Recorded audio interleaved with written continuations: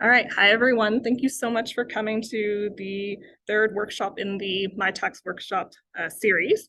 I also want to say thank you to the Student Union for hosting us during the Undergraduate Research Symposium. So my name's Annie Huang. So I'm a Mitacs advisor in the Calgary region. My background is in chemistry, and I also did my master's here at the U of C in physical chem. And so I did do research as an undergrad, and I also did research at the graduate level.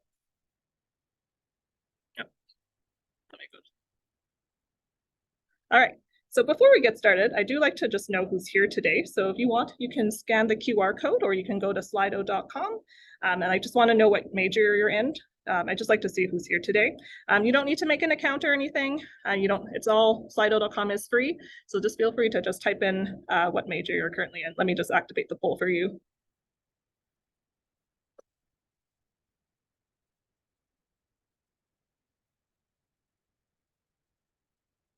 So I'll just give you a few moments if you want to just write down what you're studying.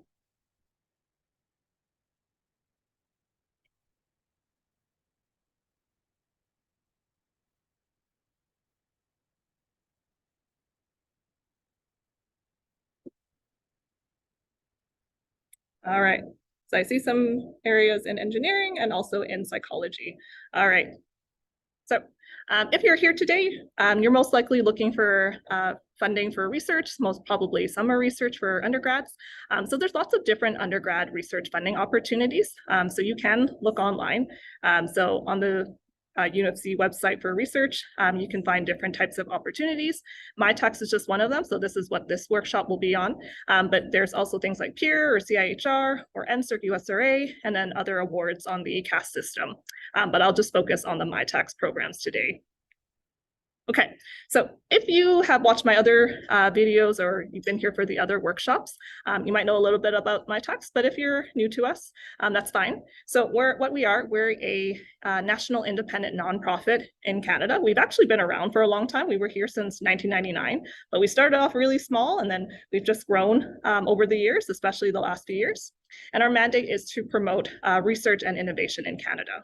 So what we do is that we connect organizations, companies from industry to work with post-secondary institutions like universities and colleges and use talent like students or postdocs to work on research projects with them. So I also want to give a quick shout out to our funding partners. So Mitacs' funding does come from the federal government as well as the provincial governments. So there's lots of different programs. If any of you go on our website, you'll get a little bit overwhelmed because there's lots of different programs to apply for, but I'm just going to focus on the undergraduate level. So for today, I'm not going to focus on the Global Link Research Award. That will be in a separate workshop. So come back for workshop number 5 on December 7th if you want to learn more about going abroad. But if you're looking to stay here and work with industry collaborations and professors, I would recommend applying for the Accelerate program. Again, this is for workshops numbers 1 to 4. So if you're interested in learning about other parts of Accelerate, like finding an industry partner, I would recommend watching the videos for it. Okay, so when we talk about Mitacs Accelerate, you'll hear the word internship a lot. Most people, when they think of internship, they're just thinking, okay, there's a company, there's me as a student, and I'm going to go work for them for X amount of time. Mitacs internships are different, especially when we're talking about Accelerate. So we're focused on research collaboration projects or research partnerships. So what it is that you have to form what we call the magic Mitacs triangle. So there's going to be on one side the industry partner, and I'll go into what that means. On the other side, there's your academic supervisor, so that would be a professor. And then there would be an intern, so that would be a student at a university or college, or it could be a postdoc. And so what Mitacs does is that we kind of connect the two sides together so that they work together on research projects. So you'll see that the shortest project is 16 weeks, but you can do longer term projects. For undergrads, you can even do as long as 18 months. Just for wording, on our website, you'll see the word partner organization. I tend to use the term industry partner just because that's much more common in STEM. But if you have friends in the social sciences or humanities, they also call it community partner. Essentially, we're just saying the same thing. We just like to use different words for the same thing. Okay, in terms of industry partners, so I went over it more in the second workshop. So if you want to learn more about how to find industry partners, I do recommend watching the second video, what I've presented last time. It'll go over into tips and tricks of what you can say when you're contacting industry partners. But in terms of what is considered an industry partner for this program, so businesses or companies, so these are for-profit companies. It could be a really large company. It could also be a small company, right? It could be a SME or small medium enterprise. We even work with a lot of startups. You can also work with nonprofits in Canada. Typically nonprofits, I see a lot of, mostly people from social sciences, humanities usually work with nonprofits, but I do see some people in STEM work with nonprofits as well. We've also opened up to municipalities, so City of Edmonton, City of Calgary is now eligible, and we also work with hospitals in Canada. If you are working with hospitals, just make sure to CC my colleague Sarah so that we can check that that hospital is eligible and that the project is eligible as well. If you're ever unsure if something's eligible, just send me an email and I could just go check to make sure that it's eligible for our programs. Okay, in terms of eligibility for students and for interns, so we basically opened it up to all the degree levels at post-secondary, so all the way from college, undergrad or bachelor's, grad students, so master's, PhD, all the way to postdocs. These are people who are studying at Canadian post-secondary institutions. In the past, we only opened up to grad students and postdocs. So if you're an undergrad watching this video or this workshop, you probably never heard of us before because we weren't open to undergrads previously, and it was only opened up to you guys late last year. We're also open to both domestic students, so Canadian students, but we do open up to international students as well who are studying at a Canadian post-secondary. And one of the big things is that we're open to all disciplines, all faculties. So it doesn't matter what your major is, you would be eligible. Even if you're kind of in between. So if you're in psychology, you're kind of in between STEM, you're kind of in between social sciences, that's fine. We've had interdisciplinary projects, we've had multidisciplinary projects, we've seen it all. And then there's no upper age limit. So if any of you, want to do a degree, go to work and come back to school for your master's, don't worry about an upper age limit. We've seen people who, take time off from school and come back. We don't have that upper age limit. I've even, I knew somebody with 5 different degrees from bachelor all the way to PhD. She just really liked going to school. And then for people like that, again, we don't have to worry about an upper age limit for these types of programs. So there's no cutoff or anything like that. In terms of academic supervisors, so this is kind of the formal definition, says faculty members at a Canadian university who are eligible to hold tri-council or tri-agency funds. So what that means is that it's essentially a professor at the university who does research, right? I will make a note that for instructor, we do have a lot of instructors at U of C. Some of them can be your academic supervisor because they do research, but some of them, if they only focus on teaching, they might not be able to. So if you are working with an instructor, just let us know, just so we can check, because some of them are able to do it and some are not. Again, open to all disciplines, all faculties. You technically don't even have to have a prof in the same department or faculty as you. I have seen some cases where someone gets a supervisor from a different faculty. It does happen. As long as they have expertise in the project, that can work, and they have to be at U of C, so same school as you. In terms of what is tri-agency, a lot of times professors, they tend to call it tri-council. So if you know NSERC or SHRC or CIHR, if a prof holds one of those types of grants, then they can also be a supervisor for a Mitacs project. Okay, so in terms of Mitacs Accelerate, what you can think about it is they are all made up of building blocks. So each of these building blocks is called a unit, and a unit is between 4 to 6 months in length. Typically, I usually see 4 months, but if you want to do it on a part-time basis, you can stretch it out to 6 months. And again, it's that same triangle. So 1 intern, 1 prof, 1 industry partner, you all work together on that 1 unit. Now, what's also different about our programs versus other types of internship program is that other types of internships, you just spend all your time usually with the company. For Mitacs Accelerate, because we're doing collaborations and partnerships between industry and academics, what you do as a student is you spend your time at both sides. So you're still working on one project, you're still working towards a main goal, but you'll spend part of your time working on the project with the industry partner and part of your time working at the university in the professor's lab. So typically we see 50-50 split. If there's a reason you need to spend more time on one side than the other, you can do a 25-75 split, that's fine. Typically it's because of some kind of resource like equipment that you need at one side that the other side doesn't have. But the minimum time you have to spend on each side is 25%. So, you know, sometimes I have professors ask like, can't the student just do everything at the university? The answer would be no, because they do have to spend part of their time with the industry partner so that you get that experience as well. Okay, in terms of the funding, so I'm going to start off really simple and I'll go into more details later. But as the simplest case, the funding is 50% from the industry partner, 50% is covered by Mitacs. And so for a professor, they don't need to cover your stipend unless they really want to add extras top up. But in terms of just Mitacs Accelerate, the simplest case is half from the partner, half from Mitacs. Now there's two different funding models that you can apply for. So one of them is called the $10,000 model. And then one of them is called the $15,000 model. So each one of these units or blocks would have either 10,000 or 15,000. And if it was the $10,000 case, it'd be 5,000 plus 5,000. If it's $15,000 model, then it's 7,500, 7,500. And again, this is per block, and I'll show you how you can stack them together so you can apply for more money. Okay, so if you're here, you're most likely an undergrad. So undergrads, you have a limit of 3 of these units. So you can apply for up to 3 of them. If you make them 4 months each, that would be 12 months in total. If you make them 6 months each, you could get up to 18 months, which is the longest that you can do. If you want to do a master's or PhD or postdoc one day, it's a different limit. You get different numbers for each level. Theoretically, you could keep doing, you know, Mitacs project every degree level that you want. I have seen that too. So different ways that you can use the 3 blocks. So I've seen some people, they like to do maybe 3 shorter projects. Maybe you want to try different things, try different projects, work with different profs. They could be related, they could be completely unrelated. So maybe you want to use it for summer research.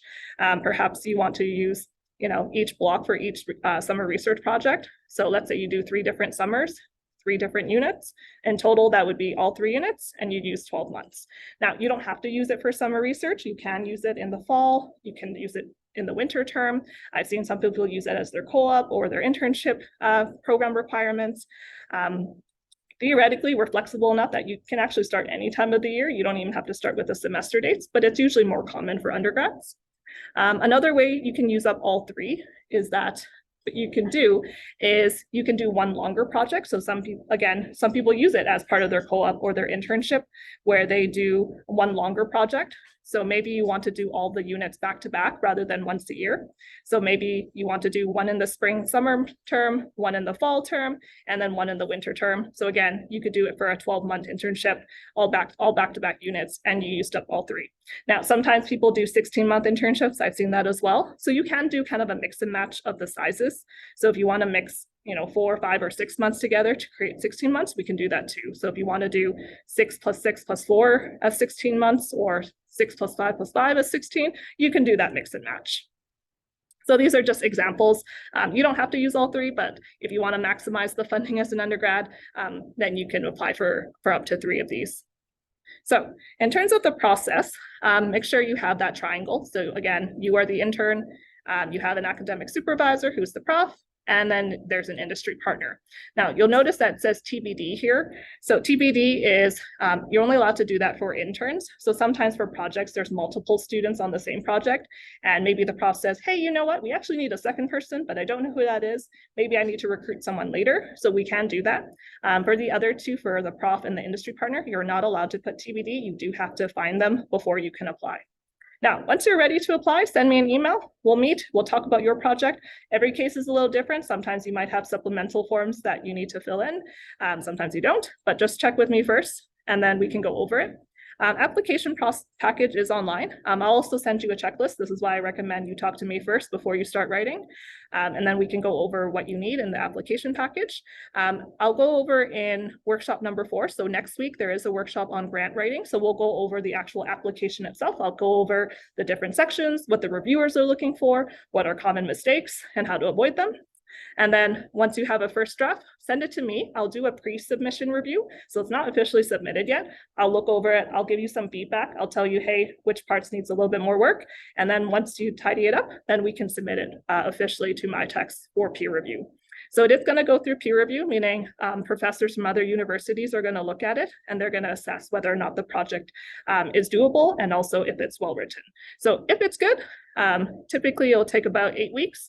Sometimes you might get a revision request. Sometimes they'll say like, hey, you know, this part needs a little bit, you know, I'm not sure if I understand your methodology. Can you add a little bit more? Can you just clarify these questions? If that's the case, it would probably be a little bit longer than 8 weeks. In terms of once you get approved, then you would get an outcome letter and then you can start the project right away. I've seen that happen. Or if you need to start, you know, next semester, or maybe you're just one of those people that applied really far in advance, you can start within the next 12 months as long as everyone agrees on the start date. So in terms of how do you get paid, right? I talked about Mitacs is involved. There's an industry partner, there's a prof, there's a university. You know, a lot of times students are like, well, who do I work for exactly? Where do I get my money? Okay, so I drew out this, so I have this diagram here. So remember how I said Mitacs and the industry partner, both of them will cover half. They put money into a Mitacs grant. So Mitacs will take that grant and send it to the university. The university puts money into an account under the professor's name, and then they use that account to basically pay your stipend. And then if you're using a funding model that covers expenses, they can use some of the money to pay for other research expenses as well. So a couple of key things. So although it is called an internship, remember these are research collaboration projects. And so you as a student, you are still officially a student under the university. What that means is that you are not an employee of that industry partner. So you're not on their payroll. So that's a very key difference between us and other internship programs. Another reason why you have the prof, not just for expertise reasons, is that for the prof, they are also the grant holder. So officially on the research account, their name is on the account. So they have to make sure that the money is being used properly and making sure that you get paid. One of the key things of why we do it this way, and rather than just giving the money to the industry partner and have them pay you directly, one of the benefits for you as a student is that the stipend, because it's paid out this way and it's using a grant to pay your stipend, what UFC does is that they pay you as like a scholarship or an award. And what advantage that means is that it's non-taxable. So if you get even the basic $10,000 stipend, you know it's $10,000 and not less, right? If it was given to the industry partner and they paid you, you would get taxed on everything and you would make less money.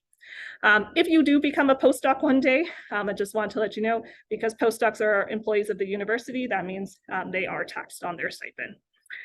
One of the other benefits of doing it this way is for the industry partner, they don't need to put you on payroll. They don't need to do things like T4s because the university does that, right? The university handles all the payment schedules because its scholarship will also be a T4A for you. So for a lot of industry partners, especially startups, they like doing it this way because it saves them a lot of admin type of work. Okay, so a few advantages of Mitacs Accelerate. So one thing is that we're open all year round. So if you want to start applying tomorrow, next week, next month, next semester, next year, we're still here. So we're quite flexible. So like I said, start dates, you can technically start any time of the year. Most people tend to start with the semester dates, but if you want to start mid-semester, technically you could do that as well. I typically see if you're a course-based student or an undergrad, you typically start with the semesters just because it just lines up nicer that way. One of the other things, so there's no deadline to apply technically, but if you want a May start date, you just want to make sure you back calculate 8 weeks in advance, just so it's approved in time. Yeah. So one of the other things is that we're also not GPA based, so we don't need your transcript. We're not going to use that to assess your application. That being said, some professors do prefer students with higher GPAs, and we'll talk about that later. But from the Mitacs perspective, doesn't matter if you're a 3.0 or a 4.0, it does not take into account in terms of assessment. We also don't require any reference letters. So for a prof, if they're asking, do I need to write a reference letter? Because they do that for other awards, they don't need to write one for Mitacs Accelerate. We're also non-competitive. So if everyone here wanted to apply, you all have a prof, an industry partner who could pay half, you wrote an application that passes peer review, all of you can get one, right? So that's very different than other types of awards that are out there. One of the other key things is that you have myself as a Mitacs advisor. So we'll walk you through the application process. So if you're not sure of something, we can help you. We can answer your questions. I'll also check your application package just to make sure you have all the documents so you're not missing something before it goes to peer review. So I try to make sure that you don't get disqualified just because you forgot a form. So I'll try to make sure you have everything before it goes to review. Now, after it is being reviewed, you do get feedback from the reviewers. So they'll tell you, which parts were good, which parts maybe need a bit more work. Because one of the most frustrating things is when you apply for something and then you don't get it. And then you're thinking, okay, I want to try again next year, but you don't know what you did wrong, right? So this is one of the things that's an advantage, is because you get to learn, where you did well and where you could use some improvement on your application. If you do need revisions, it's not uncommon to get revisions. About maybe 1/3 of applications have reviewers ask for a revision request. If you get revisions, just make sure you address all the reviewers' comments and then just improve your application as needed. And then the big one is we have a high success rate. So it is a 95% success rate. Yes, I did say that right. It is 95%. It's actually over 95% now. And that's including all the ones that got approved on the first try, but also the ones that are revised as well. Okay, so the next part of the workshop. So sounds interesting. Usually students really like it. They like that it's not competitive. They like that it's a high success rate. If you were at my other workshop, you can learn about how to find an industry partner. But today's, we're going to focus on how do I find a prof, right? What do I say? What are they looking for? So before we talk about how to talk to a prof, how to approach them, we have to think like a prof first, right? Think about what do they go through? What things are on their plate? So as you know, profs do research, right? So that means they're doing things like running a research group. They train undergrads, grad students, postdocs, research associate staff members. They're applying for grants all the time. They need grants so they can sustain their lab. They're examining other grad students for their candidacy, for PhD students, their thesis defense committees. They're writing papers, they're reviewing papers for journals. They're going to seminars, workshops, symposiums, research conferences every year, and a lot more, right? This is not an exhaustive list. You also see them from teaching, right? They do lectures, they do tutorials, they prep for all those things. They mark exams, term papers, assignments. They have office hours. They're probably developing new curriculum or improving it. They also work with TAs for labs and tutorials. I used to be a TA, so I used to work with professors and instructors to make sure that the labs actually work before you actually do them. And again, a lot of other things that I didn't write on here. And also they do a lot of other things, not just research and teaching. They also do things like service committees. Maybe they're on an awards committee or an outreach committee. They go to a lot of meetings. Profs are really busy with meetings. Even I sometimes struggle to try to get a meeting with some profs. They do a lot of admin work like emails. They get lots of emails every day. And some of them even run startup companies. Sometimes I've had some profs apply with their startup company. Not every prof has one, but we're starting to see a lot of professors be more entrepreneurial, and they also run a startup company as their other job. And of course they have a personal life, right? There are people at the end of the day. They have their friends, their family, their relationships, their own physical and mental health that they need to take care of. And again, so much more. Again, this is not an exhaustive list. They have a lot on their plate. So the point of this slide was just to show profs have a lot that they're doing, not just research, not just teaching. Okay, so looking at it from a prof's perspective. So before we start talking to profs, you have to see it from their perspective, right? So what are some considerations that they have before they take on a new undergrad? So one big thing is things like time or bandwidth to supervise, right? I used to be in a research group with 20 to 25 people at any given time, and everybody wanted a meeting with the prof and everyone wanted their time. And it was really hard, right? Because we were competing against limited time. Some of my friends, they were in research groups with 5 people, and it was easy for them to talk to the prof because there weren't that many people in the group. But again, some profs, they like to have lots of students and they can take on more, and some profs don't like to take that many every year. Other things to consider is things like space. Do they have a desk for you? So if they take you on for summer research, do they have a desk for you to sit at? Do they have a lab bench for you to use? And then big one is things like funding, right? So if you're coming in and you're coming in for summer research, most likely you'd like to be paid. Again, it costs money to pay you. It costs money for, to pay for the research itself. Maybe you need to use materials or software license. All of those things cost money, and all of those things are taken into consideration. Okay, so what do they want to see from potential undergrads? So it does vary a little bit with every professor, but in general, this is what I've seen before. So they typically like students with good grades, good GPA, could be overall GPA, could be certain specific courses that you need to have a good grade in. I know from the Mitacs side, I said, we don't look at GPA, but that being said, there are professors that do, and they take it into account of who they like to take.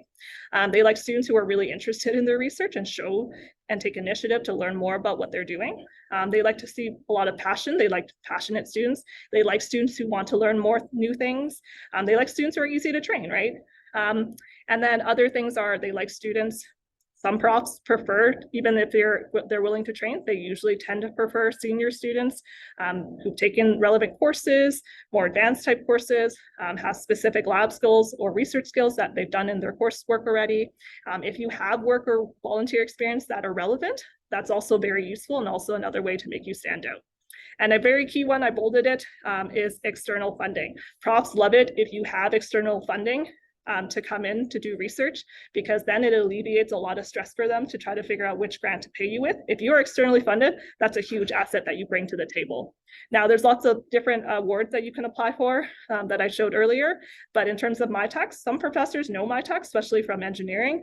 Some professors from other areas maybe are less familiar. I know sometimes students will say like, oh, what if I volunteer in the lab? Or what if I just do, a research course for credit instead? I don't need to be paid. Can I just do that? Yes, you could. There are some students who do that. And they think, okay, maybe that's an advantage. I don't need to be paid. But you have to remember, it still costs money and that's associated to training you, because if you're using a scientific instrument that's really expensive, they need to get like a grad student or a postdoc or a research associate to train you to use it, right? And those people are paid. So there's a cost associated to training you in the first place. If you do a project that you need materials or equipment, or you need to analyze certain samples or use software, all of those things also cost money. So even if you say you can do it for free for the prof, there's still a cost associated, even if you're trying to do that. So preferably, I would prefer if students do research and they can get paid. That's usually the best kind of case. Okay, so how do we look for research opportunities? So before we start looking, things on the internet or talking to people, I would suggest make sure you know yourself first, right? Make sure you understand what your values are, what you bring to the table. So things to ask yourself are, well, what are you good at, right? Do you like to do lab work? Do you like to do research? Do you like to do data analysis? Do you like to do lit reviews? What do you like to do, right? Sometimes what you're good at and what you like to do overlap, and sometimes they don't.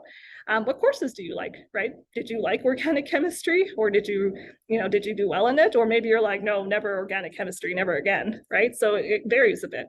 What kind of skills do you have, right? It could be lab skills that you learn from your courses and your lab work, but it doesn't have to just be technical things. It could also be, soft skills like communication skills, presentation skills, project management skills. Those are also really important. And then think about what are you interested in, right? What are your research interests? Sometimes it's just nice to know that there's more than just what you're interested in. And I'll talk about this a little later, but what are you interested in? Like, what do you want to do in terms of research? And then one of the things that profs tend to ask you is, what are your goals? Are you thinking about going to grad school after? Is this why you want to do research, to get that experience first? Are you thinking about doing this as a job? Maybe you want to be, a professor one day. Maybe you want to be a research scientist or a research engineer or a director of research at a company or a nonprofit one day, right? Is that why you want to do research? So why do you want to do this? So make sure you answer those questions before we start looking into things. So second part is, okay, now we start looking at opportunities. So one thing I used to do is I would talk to my friends or other people in class who said, oh, I did summer research last year and it was so cool. And I would ask them like, oh, how did you get into that? What did you do? And they usually give you some tips and tricks. Talk to your TAs, right? Your TAs are grad students. They do research too. You can ask them like, hey, does your supervisor, do they normally take in undergrads? Are they looking for anyone?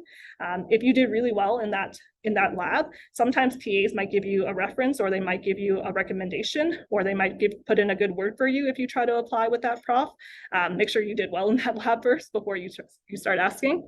Sometimes if you were here for the last workshop, sometimes industry partners, they have projects they want to do, they have money, they're looking for a prof. If you can help connect the two sides together, that's also another way to do it. You can also just talk to professors. I know this part's a bit scarier, like, oh, you mean I have to walk up to the prof and ask them if they have a project? Sometimes they're, they might be friendly enough that you can just ask them after class. That depends if they have time. Some profs, they have back-to-back courses, so they can't talk that much after class, but you can try to go to their office hours. You can even try to email them to book an appointment to see if there's any potential opportunities. You can also check their research websites, right? Sometimes if they update their websites regularly, they'll say like, hey, we're looking for undergrad students and to do an honors thesis project or to do summer research, right? Sometimes they do post it. Other things you can look at are things like news articles. U Today Stories is a really good one because they like to highlight different research projects and different professors around the university. A lot of profs actually also have social media, so they have LinkedIn profiles, they have Twitter. Sometimes people like to post their newest papers that they've just published, so that's another way to just find out what are people doing. And if you've had some experience, you can also read research papers in areas that you're interested in. And sometimes if it's a prof that you really want to work with, you can also show that you've taken initiative to read their papers and to try to learn something about what they're doing. Okay, so now that you know yourself and you know that there's potential opportunities, ideally there's some kind of overlap between the two, right? So something that you want to do and something that's already out there. If there's an overlap, that's the best case scenario. Sometimes people do projects that maybe aren't 100% overlapping, but they like to try new things. And then sometimes it might be a bit difficult to find things if you're only interested in just your area. But preferably you find something that is a good fit. So, what you don't want to do is find something that it's not a good fit for you. It's not something you like to do. So like, if you hate organic chemistry, you probably don't want to work in an organic chemistry lab because that's what everyone does. So maybe in those cases, it's not a good fit. So ideally, you find something that that makes sense with you. Okay, so some notes in terms of reaching out. So right now it is November. So November is a pretty common time of when a lot of students start reaching out to profs. I know some people like to start early, but basically people have started as early as, September, October, and they can go as late until January. January would be on the later end, but basically this is around the time people are starting to reach out to profs. But please take into account of busy seasons for professors. So on Reddit, somebody asked, I talked to a lot of profs or I emailed them, how come very few are getting back to me? It was also because October is one of the busiest seasons for professors because they're applying for their NSERC discovery grants. So if it's a STEM prof, most likely they probably took longer to get back to you because that's like their really stressful season because they have to apply for one of the big grants that they have every year. They're always applying for grants all year round, but that October is probably one of the busiest seasons for them. So in terms of reaching out, you're probably going to have to reach out to at least a few. If not, you're probably going to have to reach out to many professors. When you are emailing them, I'll show you what to write in the email. You do have to tailor your email to each professor. Please don't just use the exact same wording. You have to, tailor it every single time. If it's been a week, usually profs get back to you within a few days, but if it's been a week and they haven't gotten back to you, you can always do just a really short, quick follow-up. One sentence, just say like, hey, I was just wondering if there were any updates regarding my previous email, and that can just be that short. If they, when you're reaching out to profs, make sure you have your resume or CV ready, transcripts ready. Sometimes they might ask for references. So if they request it, some of them will request it right away. Some of them, it's expected that you would send it. Some of them, they might ask for it after the fact. But if you are reaching out, just make sure you have those things ready to go in case they ask for it. Then you can be like, here you go, professor, here's what it is. And if you are successful and you get a meeting or an interview with a prof, make sure you prepare for it. So make sure you know what their research is about. Don't just go in blindly.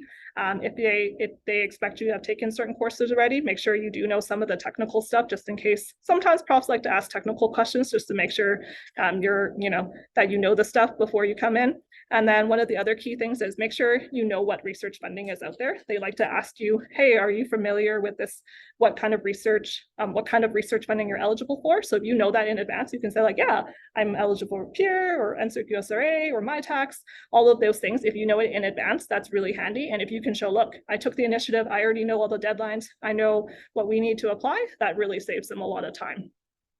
So things like peer, CAS awards, NSERC, usually those are due January to February-ish, so usually early in the winter time. So if you are applying for those, make sure you start early. Mitacs Accelerate, so if you are going for a May start, remember we have that 8-week review period, so you need to start applying before, preferably before 8 weeks. So what happens is we get a lot of applications in the end of February, early March. If you want to beat that surge of applications, I would recommend trying to go for a late January, early February is a little bit better. So this way you don't go into this, you won't get delayed from processing just because everyone's going to try to submit by the end of February.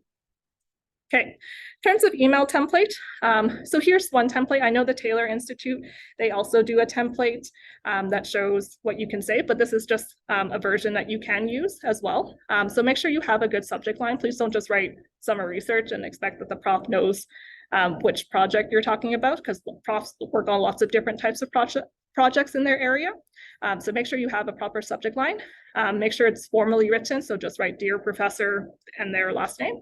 So you write, my name is blank. I am a blank, your student in, name of your program. I'm looking for research opportunities in research area. And then if you want, you can also mention how you came across it. Maybe you saw it in a U Today article. Maybe you read their website. And then say, I'm interested in your research on, tell them which project, which area or which project, because, and then here's where you tailor it, right?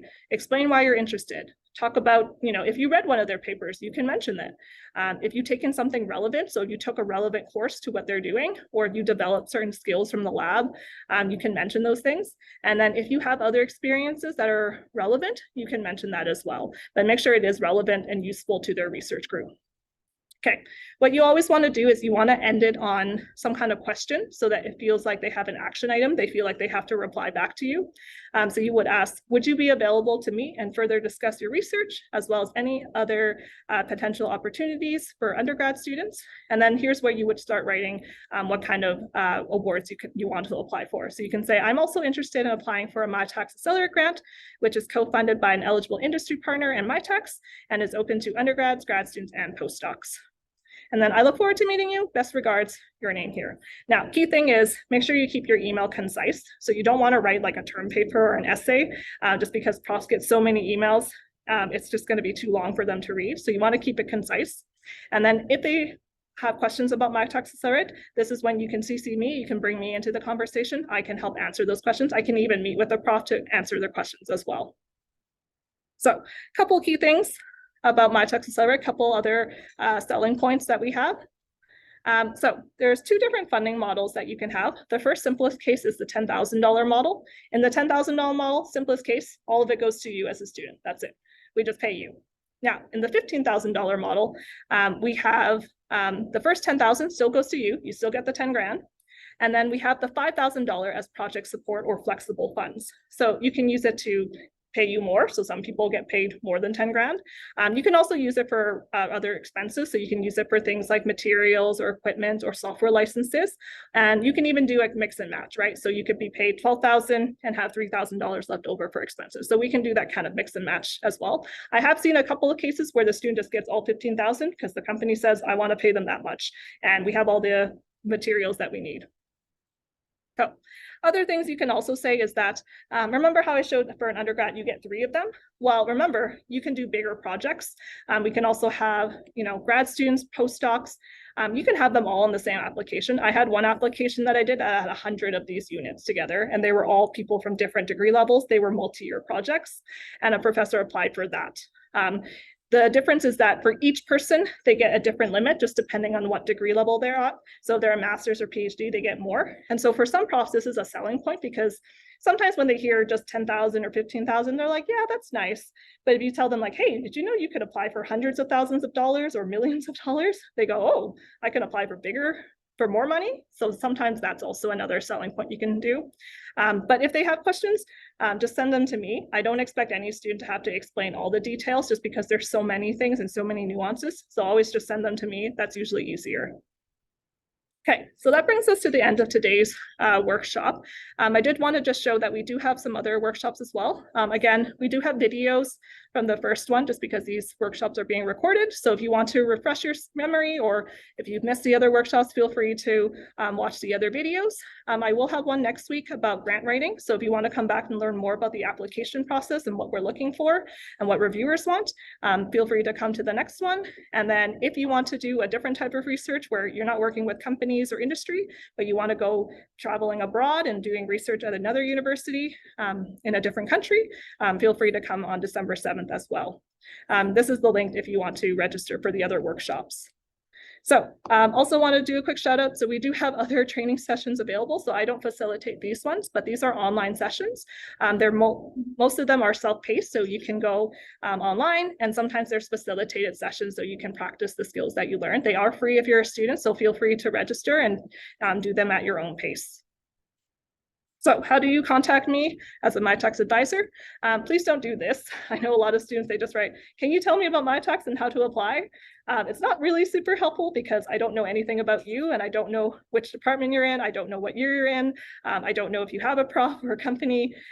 So those types of things, you need to tell me that. So here's another example. If you want to write to me, it helps if you tell me who you are, what year you're in, what you're studying. If you have a prof, great, you're ahead of most students. If you have an industry partner, even better. Again, you'd be ahead of most students. And then once you have all these pieces, then you can email me and we can set up a meeting to go over it. If you are in an area that has, that needs more than one advisor, maybe you're a science student, but you're working with a prof in medicine, you can also CC one of my other colleagues and add to them. If you are trying to contact more than one of us, please just write one email chain. You can just CC my other colleagues on here as well. If not, I can always CC them if I feel like they would be part of this project as well. But please don't do the thing where you write an email to everybody separately. Just do one email, it's less work for you. So I'll open up the last poll. I just wanted to see what we learned today. Hopefully you took something from today's workshop. I will be here for some questions, or if you have to run off to your next lab, feel free to just email me after. So I'll open up the poll right now. And then feel free to write as many things that you learned from today's workshop.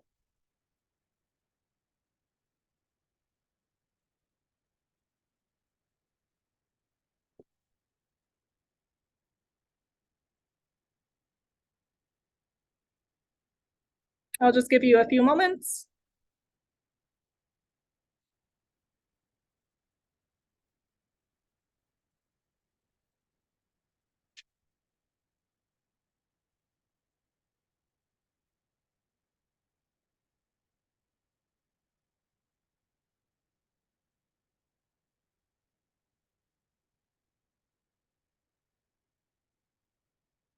Okay. So while you're writing, I will put up my contact info. So again, best way to contact me is just through email. It does take me at least a few business days just to get back to you, just because I do get hundreds of emails every week. So it does take a bit of time. But if you do need to schedule an appointment with me, I'll send you an email and you can use my booking link to make an appointment. Or sometimes we can also just do a phone call, but it would be, I would call you. We would set up a scheduled time, and I would just call you. So if you see this phone number, it's me. No, so send me an email and I'll give you a link to book an appointment with me. Okay, so I'm just gonna stop the recording now.